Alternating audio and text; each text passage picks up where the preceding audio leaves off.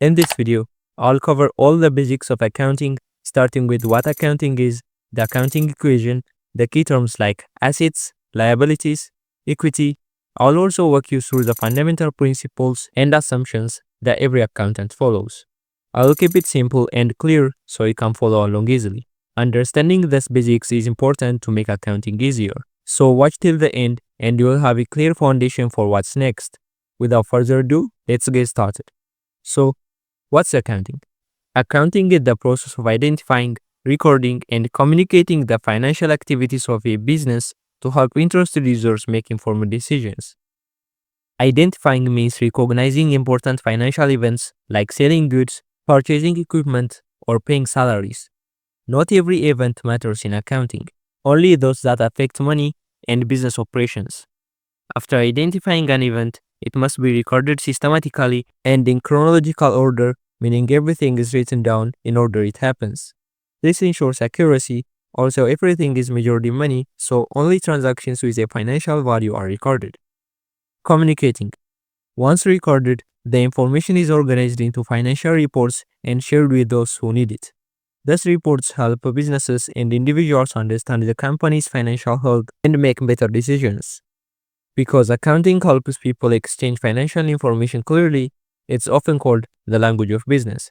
It connects different groups such as employees and management, ensuring salaries and budgets are handled properly, management and owners, showing if the business is profitable, owners and the government, ensuring business follows regulations, the government and tax authorities, making sure the right taxes are paid.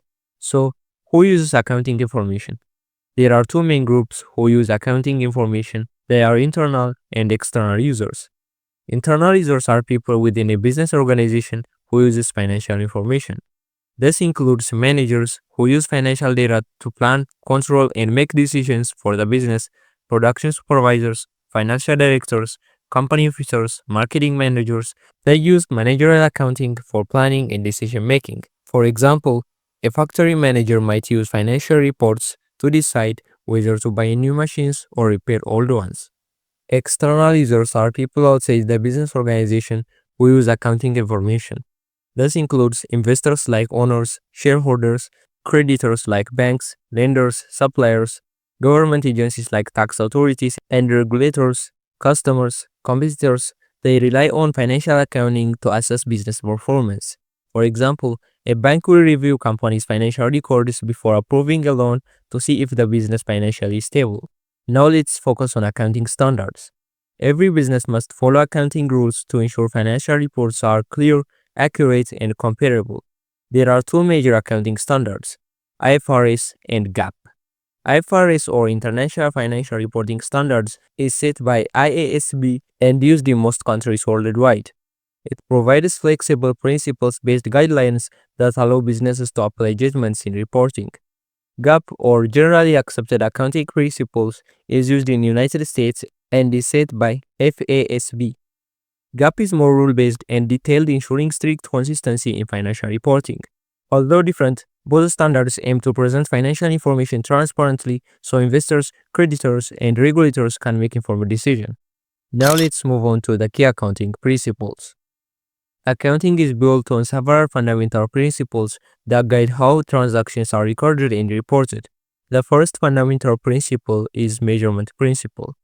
IFRS generally uses one of two measurement principles, the historical cost principle or the fair value principle.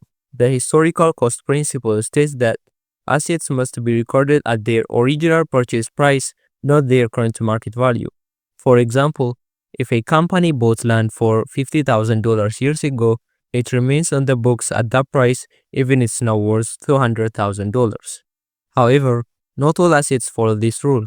The fair value principle allows some assets like stocks and investments to be recorded at their current market value instead of their original cost. The second principle is the revenue recognition principle. It ensures that revenue is recorded when it's earned, not when cash is received. If a company provides a service today but gets paid next month, it still records the revenue now. Number 3. The matching principle. The matching principle states that expense should be recorded in the same period as the revenue they help generate. If a company sells a product in January but pays for advertising in December, the advertising expense is recorded in January to match it with the related revenue. Number 4. The full disclosure principle. It requires businesses to include all necessary financial information in their reports so investors and regulators get a complete and honest picture of the company financial health. Now let's focus on accounting assumptions. Accounting also relies on basic assumptions that create consistency in financial reporting. The first one is the business entity assumption.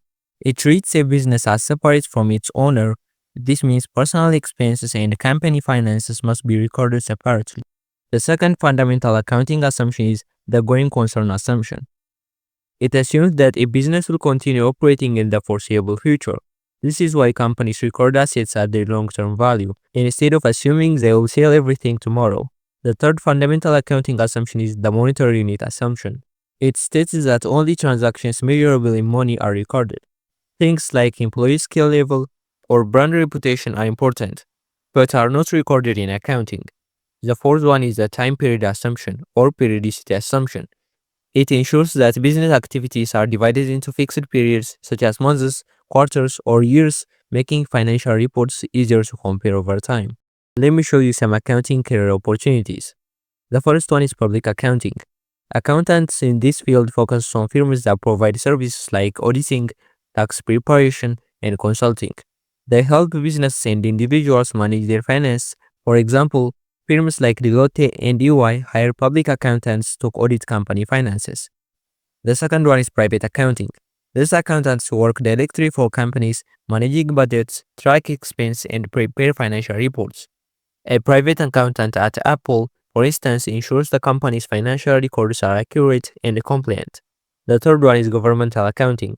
Those professionals work for government agencies like IRS, FBI, or city offices, ensuring tax money is properly used and financial laws are followed. The fourth one is forensic accounting. This includes investigating financial crimes such as fraud and embezzlement. Forensic accountants often work with law enforcement to uncover illegal financial activities. Accounting is a stable and in-demand career with opportunities in almost every industry. Now we will focus on the most important accounting topic, which is business transaction and accounting equation. A business transaction is any financial activity that affects company's accounts. It involves an exchange of money, goods, or services between two parties and must be recorded in business books. There are four main types of business transactions: cash transaction, where payment is made immediately; credit transaction, where payment is made later; internal transaction, that happens within business like depreciation; external transactions, that involves outsiders like purchasing from a supplier, and etc.